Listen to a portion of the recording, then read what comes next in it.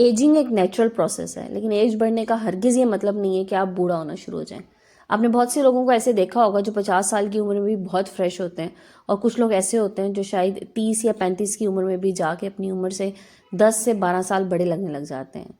इसमें कसूर एज का नहीं, क्योंकि age is just a number. इसमें कसूर उनकी कुछ हैबिट्स का, कुछ आदत का, और कुछ ऐसी एक्टिविटीज़ का है जिसकी वजह से वो अपनी उम्र से ज़्यादा बड़े लगने लग जाते हैं।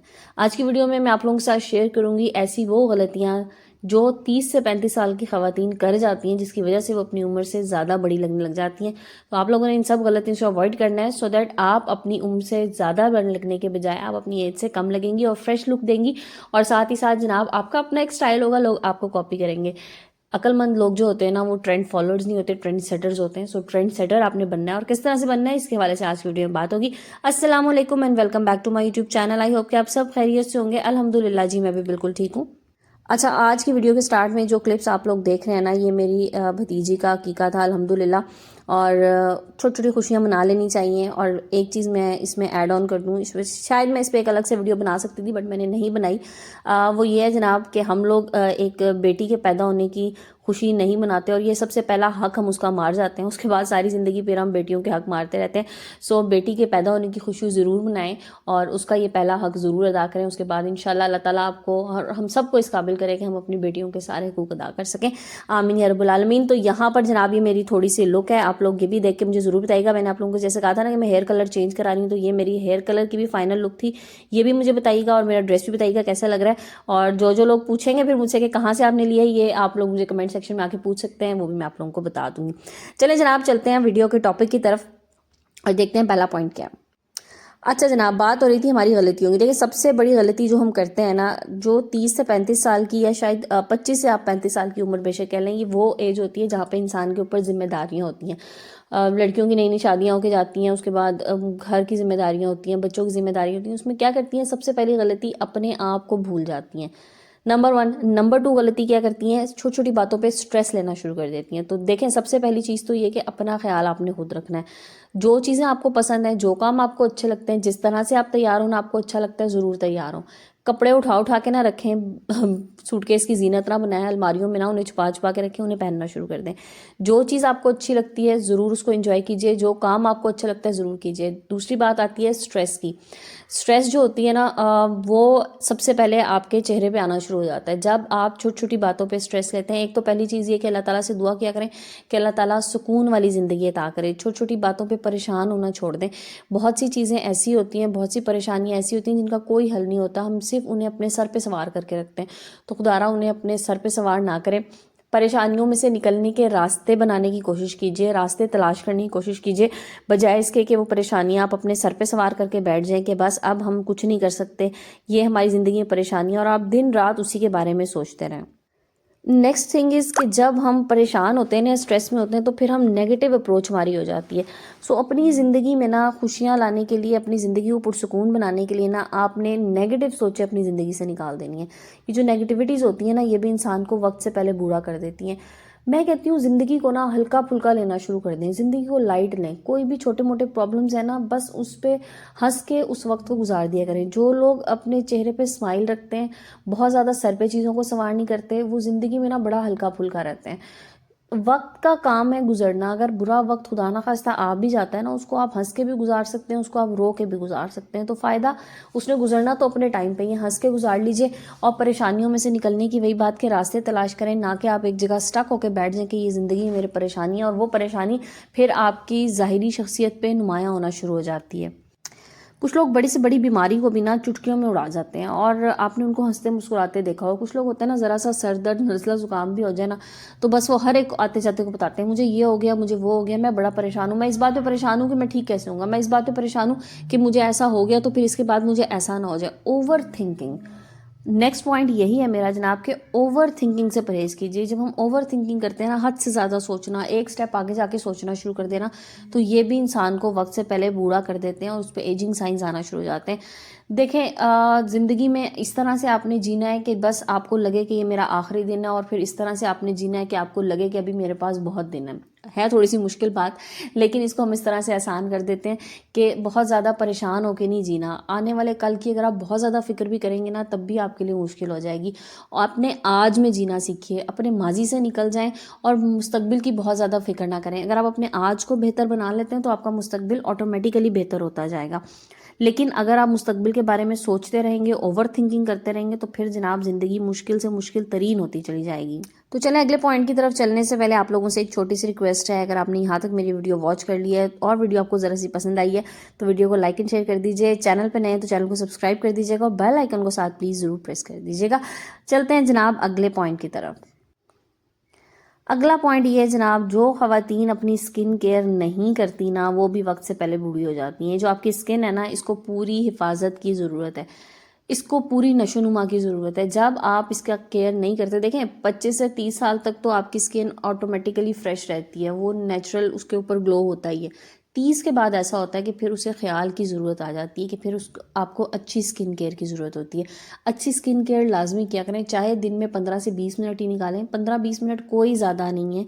आप पूरे दिन में बाज़ दफ़ा हम अपना इतना टाइम ज़ाया कर रहे होते हैं, हम सोने में टाइम ज़ाया कर देते हैं, तो 15-20 मिनट अपने लिए ज़रूर निकालें। अच्छी सी स्किन केयर रूटीन अपनाएं। स्किन केयर के लिए हमेशा अच्छी प्रोडक्ट्स में इन्वेस्ट करें, बल्कि मैं तो कहती हूँ अपनी ज़ात के लिए आप जिस भी प्रोडक्ट में इन्वेस्ट कर रहे हैं, अच्छी प्रोडक्ट में लाजमी इन्वेस्ट कीजिए। अच्छे ब्रांड की प्रोडक्ट लीजिए और जो आपको सूट करती है, ठीक है। और अच्छी स्किन केयर करने के लिए ज़रूरी नहीं है कि बहुत महंगी चीज़ आपने लेनी है, आप DIYs कर सकती हैं। घर में बैठ के आप अच्छे से फेस मास्क बना सकती हैं।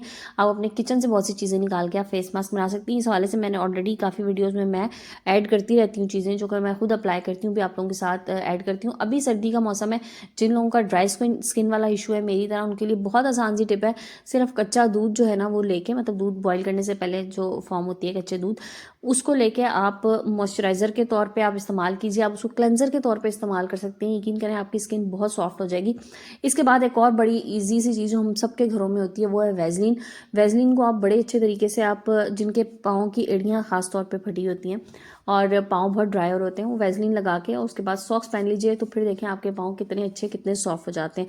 और आपने किसी खातून की खूबसूरती देखनी है ना, तो उसके फेस के बजाय उसके हाथ और पाँव देखिएगा, आपको पता चल जाएगा कि ये खातून कितना अपना ख्याल करती है। और एजिंग साइंस में अक्सर ये बात बताती हूँ कि आपके नेक से नज़र आना शुरू होते हैं और आपके हाथों से नज़र आना शुरू होते हैं। आप बड़ी बड़ी टॉप मॉडल्स हीरोइंस को देखें ना, फेस तो इनके बड़े चमके होते हैं, लेकिन आप उनके हाथों की तरफ देखें ना जनाब, तो आपके इनके हाथों से आपको एजिंग साइंस पता चलना शुरू हो जाते हैं। मतलब हाथ बहुत इनके रफ हुए होते हैं, या हाथों के ऊपर बिल्कुल मांस ही नहीं रहता। जब मांस होता है ना इंसान के ऊपर, तो तब भी उसमें फ्रेशनेस आती है, ये भी एक बात है। अगर आप हद से ज़्यादा स्किनी हो जाएं, आप ये समझेंगे जी मैंने बस वेट लॉस करना है, मैं उसमें यंग और खूबसूरत लगने लग जाऊंगी, ऐसा नहीं है।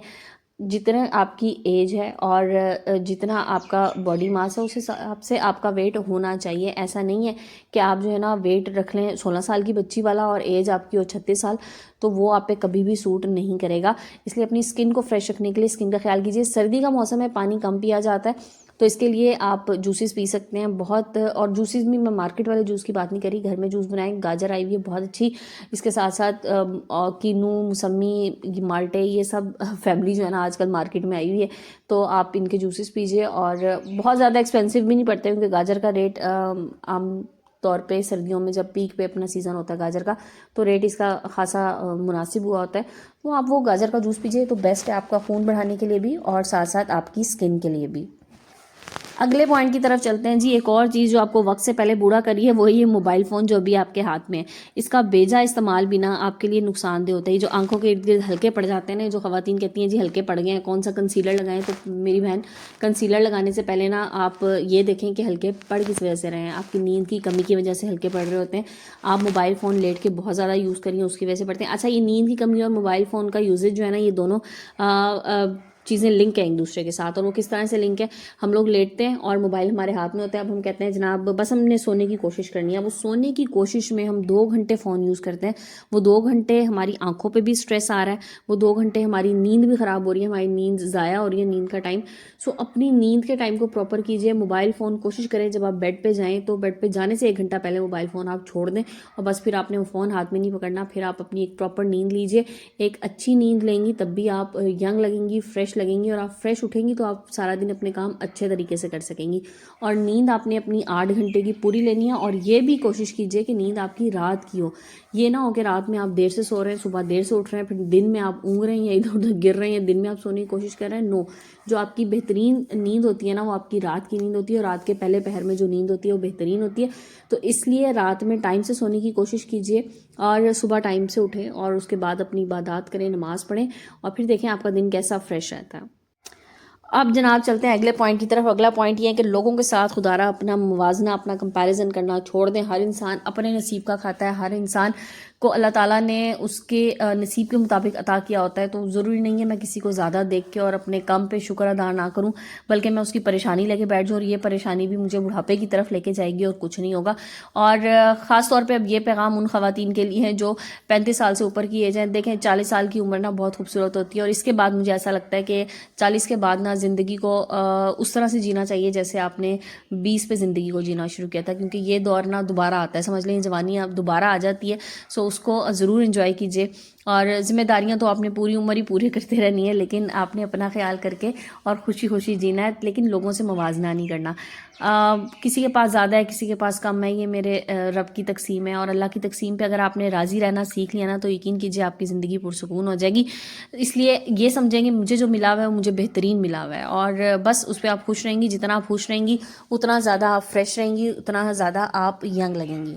तो जनाब ये थी वो वाली टिप्स जो मैंने आज आप लोगों को दी और होपफुली आप लोगों को पसंद आई होंगी। इन चीज़ों का ज़रूर ख्याल रखें अगर आपने हमेशा यंग और फ्रेश लुक देनी है, क्योंकि बुढ़ापा लाना तो कोई मुश्किल नहीं होता, लेकिन फिर उसके बाद उस बुढ़ापे को अपने ऊपर अगर आप तारी कर लेना तो फिर वो आपके लिए मुश्किल हो जाता है। और हाँ, एक चीज़ और यहाँ पर ऐड कर दूँ कि रेगुलर एक्सरसाइज ज़रूर कीजिए, वॉक ज़रूर कीजिए, क्योंकि अगर आप एक दफ़ा बैठ गए ना तो बस फिर आप बैठ ही जाएंगे। जो लोग अपने आप को हमेशा मुतहर्रिक रखते हैं, वॉक करते हैं, रेगुलर एक्सरसाइजेस करते हैं, आपने देखा होगा वो हमेशा अपनी उम्र से छोटे ही नज़र आते हैं।